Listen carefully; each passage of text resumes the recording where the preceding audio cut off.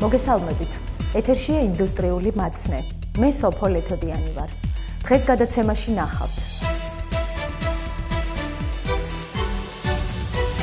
ფეროშენადნობი პროდუქციის მწარმოებელთა და მანგანუმის მომპოვებელთა ასოციაციის თავმჯდომარე სულხან ხვედელიძე ზესტაფონის ფეროშენადნობთა ქარხანას ეწვია.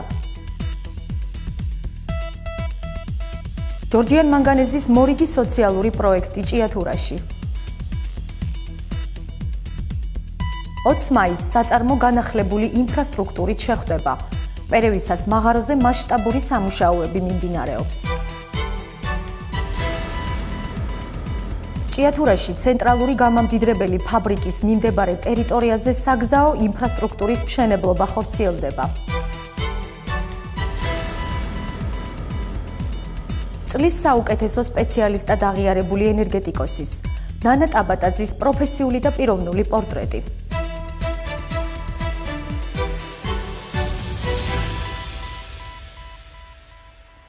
ფეროშენადნობი პროდუქციის მწარმოებელთა და მანგანუმის მომპოვებელთა ასოციაციის თავმჯდომარე სულხან ხვედელიძე ზესტაფონის ფეროშენადნობთა ქარხანას ეწვია. მძიმე მრეწველობის დარგში მოქმედი მსხვილი ექსპორტიორი კომპანიები გასული წლის ოქტომბერში იმ მიზნით გაერთიანდნენ, რომ სფეროში არსებული ხარვეზების აღმოფხვრა ერთიანი ძალებით შეძლონ.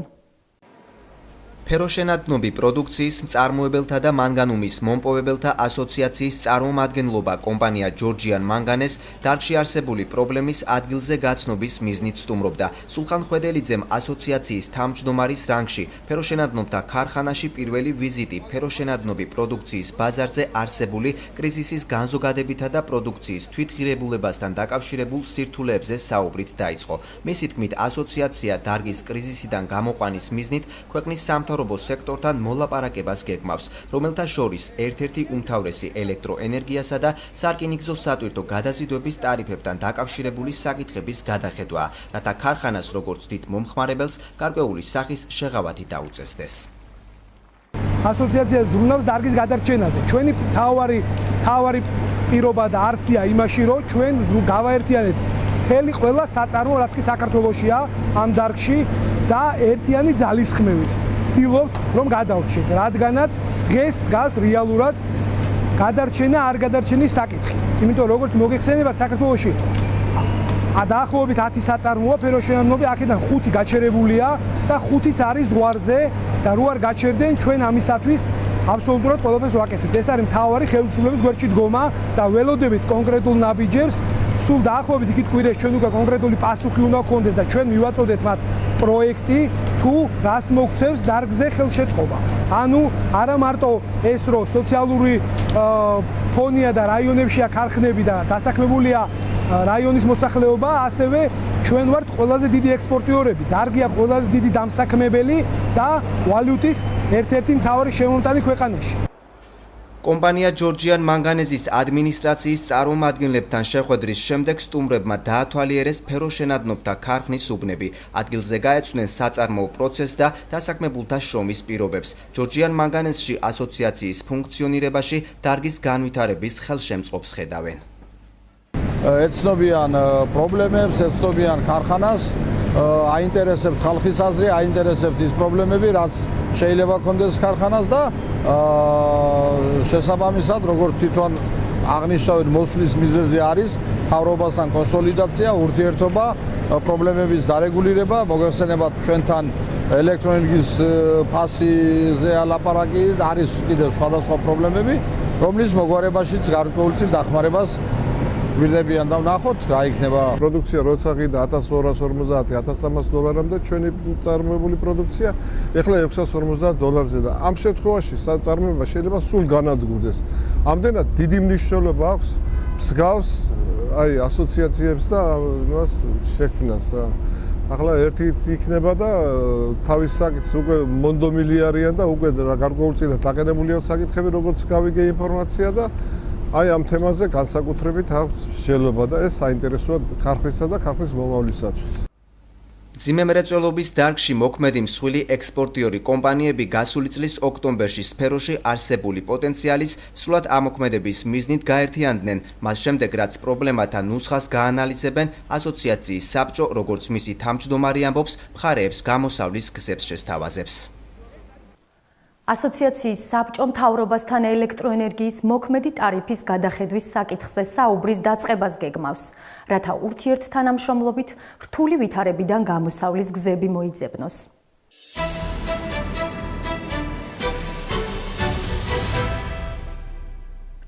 ჭიათურაში ნატო ვაჩნაძის ქუჩაზე გზის 1 კილომეტრიანი მონაკვეთის მშენებლობაზე კომპანია ჯორჯიან მანგანეზი მუშაობს.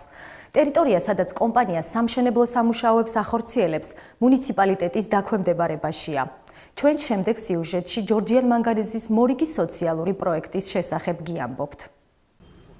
ჭიათურაში ნატო ვაჩნაძის ქუჩაზე ეგრეთ წოდებულ გელაშვილების დასახლებაში, სადაც 13 ოჯახი ცხოვრობს, წლებია საავტომობილო გზა მძიმე მდგომარეობაშია. ფეხით მოსიარულეებს გზაზე არსებული ტალახი და მტვერი სერიოზულ დისკომფორტს უქმნის. უამიდობისას ტრანსპორტით გადაადგილება საშიში ხდება. ამის გამო სასკოლო ავტობუსი ვაჩნაძის ქუჩაზე არ დადის. მოსახლეობის ინტერესების გათვალისწინებით კომპანია ჯორჯიან მანგანეზმა აქ გზის კაპიტალური მშენებლობა 4 მარტიდან დაიწყო. გადავწყვიტეთ, რომ მიგვემართა ჯორჯიან მანგანეზისთვის და დავპირდნენ და ასრულებენ დანაპირებს, ჩამოსულები არიან, ტექნიკა მობილიზებულია. ეს იყო მოსახლეობის თხოვნაც იყო და მოთხოვნაც იყო, რომ ამ გზაზე დავხმარებოდით შესაბამისად. იმედია, რომ ადგილობრივი მუნიციპალიტეტთან ერთად ალბათ გამოგვახმაურებიან და დავიწყებთ ერთობლივად, შემდეგ გაგრძელდება კიდევ სამუშაოები, რომ ბოლომდე იყოს დაგმაყოფილებული ის მოთხოვნა, რაც ნამდვილად სამართლიანი იყო მოსახლეობის და დაგმაყოფილებელი იყვნენ ბოლომდე. 1 კილომეტრიანი გზის მონაკვეთის მშენებლობისთვის საჭირო ხრეშს მძიმეწონიანი მანქანები ჯორჯიან მანგანეზის ბაზაზე არსებული ბეტონის სამქროდან ეზიდებიან. პირველ ფენად მოხრეშვა ეგრეთ წოდებული ბალასტით მდინარის ხრეშით 50-60 სანტიმეტრზე ხდება. მეორე ფენაზე ქვაღორღი 40-იანი ფრაქციის სუფთა ხრეში იყრება. საჭიროების მიხედვით ხდება წყლის დრენაჟების გაყვანა. თვის ბოლოსთვის ეს სამუშაოები უნდა დასრულდეს რა ყველანაირად, თუ რაღაც განსაკუთრებული ესეთი რაღაცა არ მოხდა, მაგრამ ამით თუ არ შეგვიშალა ხელი. ვახარულები ვართ, რომ ვიხედებით დაიწყო მუშაობა, მოაქვთ მანქანების ხრეში და არის წინასწარ მზადება ყველაფერი და იმედია დაასრულებელი ბოლომდე და მოგხედავენ. ტერიტორია, სადაც კომპანია ჯორჯიან მანგანეზის სამშენებლო სამუშაოებს ახორციელებს, მუნიციპალიტეტის დაქვემდებარებაშია.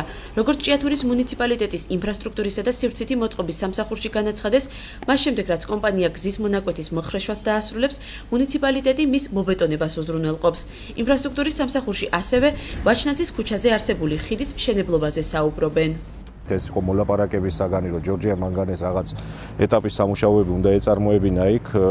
ჩვენთვის უკვე ცნობილია, რომ მოხრეშვა მიმდინარეობს საკმაოდ კარგი ტემპით მიმდინარეობს, საკმაოდ ხარისხიანად. შესაბამისად, მუნიციპალიტეტიც გეგმავს უკვე იქ პროექტის მომზადებას უმოკლეს ვადებში, რომ იქ გზის დაბეტონება მოხდეს და შესაბამისად ბიუჯეტში თანხების ასახვისთანავე აუცილებლად იქ გზა მობეტონდება. რაც შეეხება იქ არის კიდევ ხიდი, სამანქანო ხიდი, რომელიც უშუალოდ ამ უბანში შედის. წლების მანძილზე ეს უბანი ფაქტიურად მოწყვეტილი იყო იმ კუთხით, რომ ვერ გადის იქ ვერც სასწრაფო დახმარების მანქანა, ვერც სახანძროს მანქანა, იმდენად ვიწროა იქ გასასვლელი. ამ ხიდის პროექტირება, აღდგენაც უმოკლეს ვადებში მოხდება.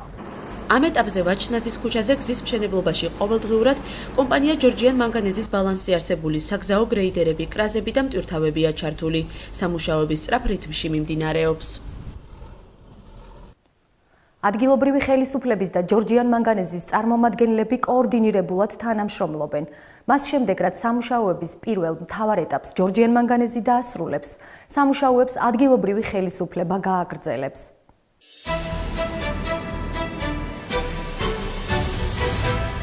სამშენებლო სამუშაოები მიმდინარეობს პერევისას მაღაროს ეგრეთ წოდებულ ბაზალტების უბანშიც. უბნის ინფრასტრუქტურული კეთილმოწყობა დასაქმებულთა სამუშაო პირობების გაუმჯობესებაზე აისახება. პერევისას მაღაროს მესამე ეგრეთ წოდებულ ბაზალტების უბანში სამშენებლო სამუშაოები მიმდინარეობს. ბაზალტების უბნის ინფრასტრუქტურული კეთილმოწყობა მის მიმდებარე ტერიტორიაზე 1200-1400 კვადრატულ მეტრ ფართზე ბეტონის საფარიანი მოედნის და გამშვები პუნქტის მშენებლობით დაიწყო. დასაწყობებაც მოხდება აქ, ფუჭიქანიც აქ დასაწყობდება და აქედან იქნება გატანილი, მაგრამ ყველაფერი ეს იქნება ასე ვთქვათ სუფთად გაკეთებული რა, როგორც შეესაბამება უფრო ევროპულ სტანდარტებს ვიდრე დღევანდელ მდგომარეობას, რომელიც აქ იყო რა. ჩვენ გვინდა ხელმძღვანელობისგან დავალებული ვიყავით, რომ დაახლოებით აი ესეთი დონის მოედნები უნდა იყოს გაკეთებული ყველა მაღაროზე, რომ სუფთად იყოს წარმოებული მუშა პროცესი. კომპანიის მენეჯმენტი მაღაროელებისთვის კეთილმოწყობილ და სუფთა გარემოს შექმნას უზრუნველყოფს. პერევისას მაღაროს მესამე უბნის სრულყოფილი მუშაობისთვის გარდა ბეტონის საფარის დაგებისა მიმდინარეობს ფეთქებადი მასალის საწყობის მშენებლობა. ასევე შემოიღობება უბნის ტერიტორია. აშენდება სამთო აღჭურვილობის საწყობი, ავტოგასამართი სერვისი და მოხდება დენის ტრანსფორმატორის იზოლირება.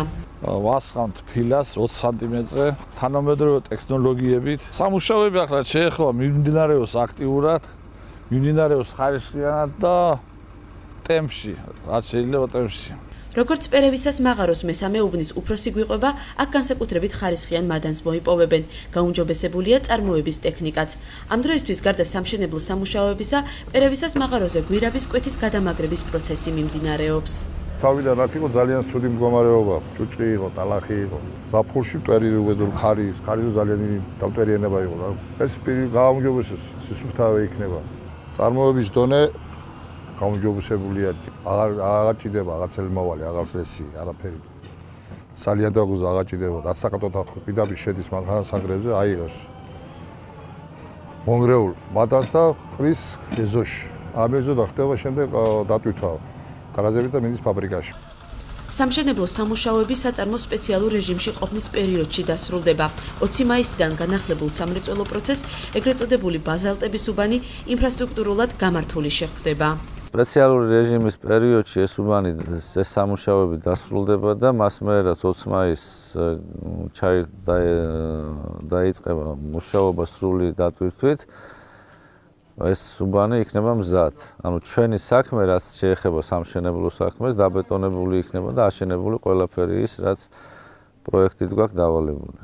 კომპანიის მენეჯმენტის გადაწყვეტილებით ეტაპობრივად თანამედროვე სტანდარტების შესაბამისად კეთილმოეწყობა ჭიათურის სამთო გამამდიდრებელი კომბინატის სხვა მაღაროებიც.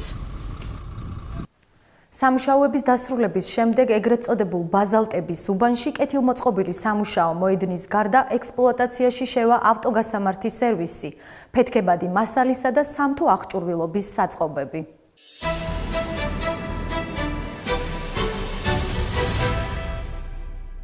საგზაო ინფრასტრუქტურის მშენებლობა მიმდინარეობს ჭიათურაში ცენტრალური გამამდიდრებელი ფაბრიკის მიმდებარე ტერიტორიაზე. აქ 300 მეტრამდე გზის მონაკვეთი მოპირკეთდება, რის შემდეგაც ავტომანქანების მოძრაობა გარემოს აღარ დააბინძურებს. გზაზე, რომელიც ჭიათურის სამთო გამამდიდრებელი კომბინატის ცენტრალურ გამამდიდრებელ ფაბრიკას ცენტრალურ საავტომობილო გზასთან აკავშირებს, კომპანია ჯორჯია მანგანეზი სამშენებლო სამუშაოებს ახორციელებს. გზის კაპიტალური მშენებლობისთვის მოსამზადებელი სამუშაოები აქ 7 მარტიდან მიმდინარეობს. ძიმეწონიანი გარეცხილი მანქანები უნდა გადავიდეს სუფთა გზაზე და ამისთვის ვამზადებთ ამ გზას. ამჟამად მიმდინარეობს მოსამზადებელი სამუშაოები ამ გზისთვის. კერძოდ ფუნდამენტის მოწყობა. ავიღეთ ძველი უვარგისი ფუნდამენტი და ვამზადებთ ახალს, რაზედაც შემდეგ დაიგება ბეტონის საფარი. გზა იქნება 7 მეტრის სიგანის, ძალიან ხარისხიანი იქნება ყველა სტანდარტის დაცვით. გზა, რომელიც ახლა კეთდება ცენტრალური გამამდიდრებელი ფაბრიკიდან, ეგრეთ წოდებული ცოფიდან, მადნით დატვირთული ტექნიკის ცენტრალურ დამყვან ფაბრიკამდე გარემოს დაბინძურების გარეშე მისვლას უზრუნველყოფს. ამ გზის დანიშნულება იქნება, რომ შეაერთოს ჩვენი სამრეცხაო, რომელიც არის გამამდიდრებელ ფაბრიკაზე, ხიდთან. ხიდზე იგება ბეტონის საფარი და ასფალტის საფარი და ეს იქნება ასე ვთქვათ ერთი მონაკვეთი სამრეცხაო და ხიდის ჩათვლით. მაგისთვის მზადდება ეს გზა, რომ სისუფთავე დავიცვათ და მანქანებმა იმოძრავონ და მოსახლეობამაც უფრო სუფთა გზაზე. 250-დან 300 მეტრამდე გზის მონაკვეთის დაგების შემდეგ ჯორჯიან მანგანეზი აქ არსებული ხიდის რეაბილიტაციას გეგმავს. ხიდი ცენტრალურ გამამდიდრებელ ფაბრიკას ცენტრალურ საავტომობილო გზასთან აკავშირებს. ხიდის რეაბილიტაცია მოიცავს როგორც ხიდის საფარის, ასე ვთქვათ, გადაგებას, ასევე ხიდის ბურჯების გამაგრებას. ხიდის ბურჯების გამაგრება მოხდება მას შემდეგ, რაც ყვირილად დაიწევს. მაგრამ ზედა საფარის გადაგებას ვფიქრობთ გზასთან ერთად, ანუ როდესაც დავაგებთ გზას, მას შემდეგ ჯობია სანამ დაიწყება მუშაობა, რომ გადავკეტოთ დროებით ხიდი, მოეწყოს საფარიზე და შემდეგ გავხსნათ, რომ მთელი სამუშაოები მოესწროს 20 მაისამდე. გზის მშენებლობაში ყოველდღიურად ბულდოზერები, ექსკავატორები, საგზაო გრეიდერები არიან ჩართული. კომპანიაში ვარაუდობენ, რომ სამუშაოები ერთ თვეში დასრულდება, რის შემდეგაც ხიდის რეაბილიტაცია დაიწყება.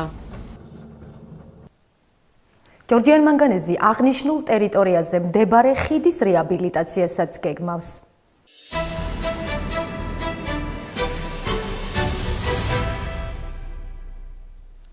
ინდუსტრიულ მაცნეში დღეს ენერგეტიკოს ქალბატონ ნანა ტაბატაძეს გაგაცნობთ.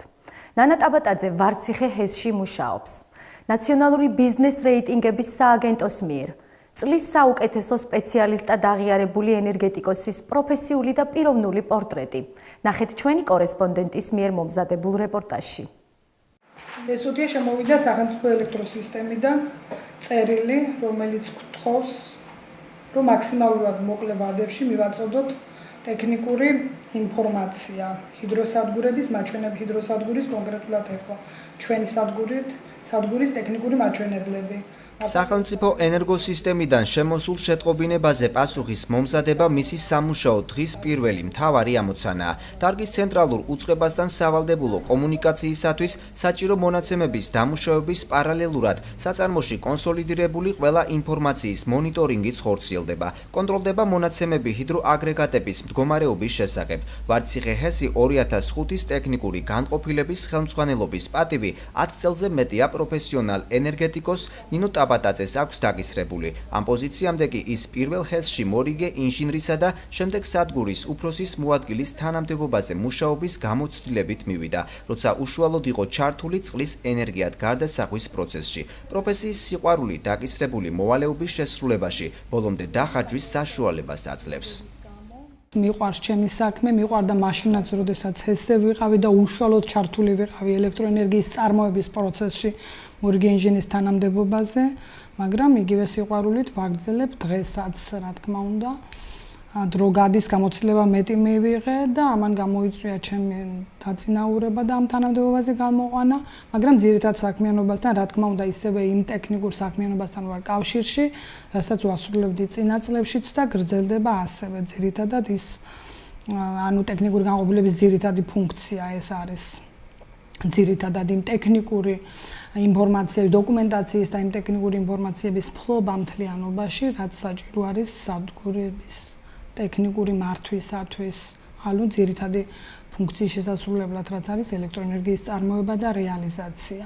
ანუ ჩვენი მუშაობით და რა თქმა უნდა, ჩემ პერსონალთან ერთად, ტექნიკური განყოფილების პერსონალთან ერთად, ყველაფერს ვაკეთებთ იმისათვის, რათა ჩვენი გამომუშავება თანდათანობით მიახლოებული იქნეს საპროექტო მაჩვენებლებთან.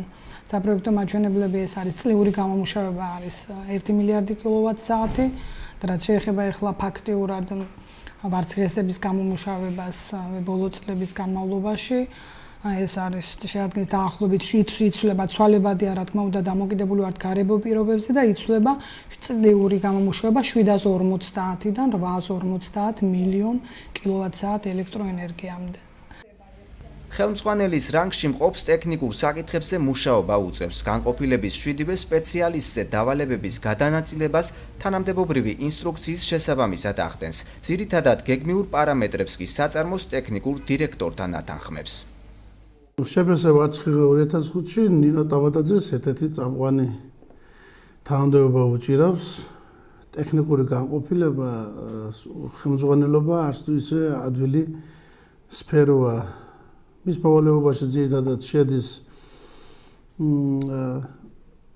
პროგნოზირება, დღეს უკვე ისე წავიდა საქმე, რომ წინასწარი პროგნოზირება არის საჭირო მოსალოდნელ ტვირთების შესახებ და ასე შემდეგ.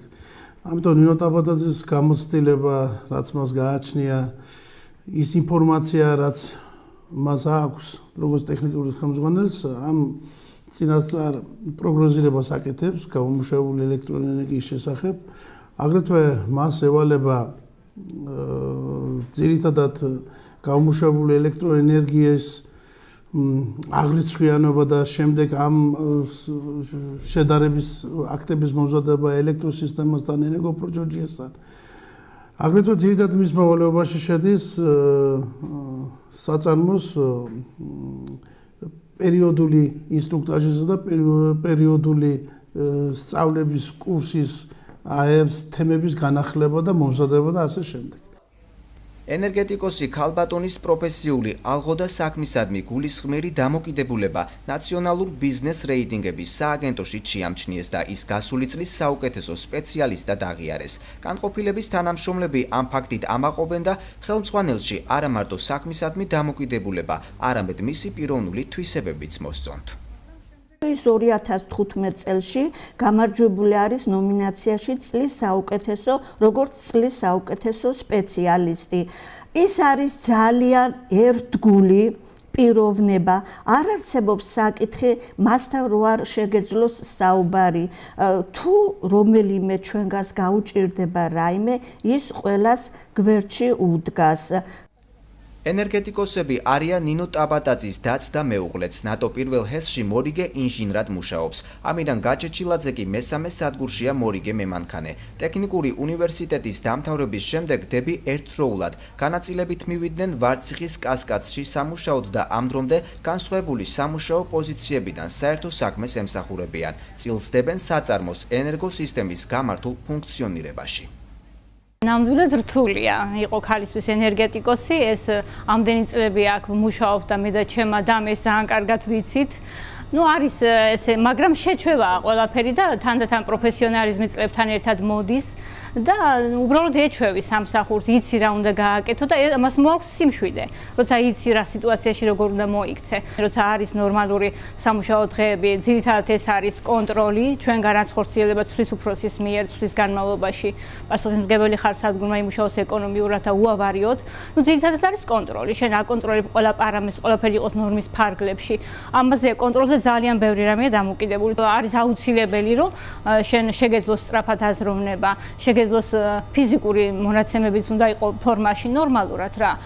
ნორმალურ მდგომარეობაში ჯანმრთელადაც უნდა გამოიყურებოდე, მხედველობა, სმენა, მოკლედ ყველაფერი სჭირდება მორიგე ინჟინერს, რაც არის აუცილებელი იმისთვის, რომ გააკეთო ავარიის ლიკვიდაცია. თუნდაც მე ყველაფერი ეს მოხდეს მაქსიმალურად მცირე დროში, რომ ყველაფერი მე აეწყოს. მშობლებისაგან განსხვავებული გზა აირჩია ნინო ტაბატაძის ვაჟმა. ფიზიკა-მათემატიკური სკოლის დამთავრების შემდეგ ბექა გაჩეჩილაძემ თესეუში ეკონომისტის სპეციალობა შეისწავლა და აღნიშნულ სფეროში განაგრძობს საქმიანობას. დატვირთული სამუშაო გრაფიკის გამო ბექა მშობლებთან ყოფნას იშვიათად ახერხებს. მაგისტრატურის დამთავრების შემდეგ მუშაობს თავისი სპეციალობით თბილისში, კერძოდ ვაკეში, ერთ-ერთ ფირმაში. მშობლების მონახულება შედარებით იშვიათად უწევს და ამიტომ მე იძულებული ვარ, რომ ხშირად ვესტუმრო დედაქალაქს და ჩემს შვილს. საღამოობით ოჯახში დაბრუნებულს ხშირად მარტო ყოფნა უწევს. მეუღლე ცვლაშია და დილამდე სამსახურში რჩება. 7 ოჯახური გარემო სტიმულს აძლევს მომდევნო სამუშაო დღე ენერგიულად დაიწყოს. როცა სამსახურში მწყობრის სისტემაა ჩამოყალიბებული და სიტუაცია პოზიტიურად გრაფიკშია, მართვა და საქმის გაწყოლა აღარ უცნელდება. კომუნიკაცია ცენტრალურ ენერგოსისტემასთან, მობილიზაცია დავალებების შესრულებაზე, კაპიტალურ რემონტში მყოფი მე-6 ჰიდროაგრეგატისა და სარეზერვო ტრანსფორმატორის საბოლოოდ გამართვაზე მონიტორინგი ნინო ტაბატაძის უახლოესი მომავლის გეგმებია. ქვეყნის ერთ-ერთ სტრატეგიულ ობიექტში ტექნიკური განახლების ეტაპმა კომპანია ჯორჯიან მანგანეზის ეფექტური მუშაობაც უნდა უზრუნველყოს და ენერგეტიკული სექტორიც განავითაროს. წარმატებებს უსურვებთ ქალბატონ ნანა ტაბატაძეს. ჩვენ კი მომავალშიც გაგაცნობთ კომპანიაში დასაქმებულ საინტერესო პროფესიის მქონე პერსონებს. ეს იყო გადაცემა ინდუსტრიული მაცნე. შევხვდებით ზუსტად ერთ კვირაში. მომავალ შეხვედრამდე.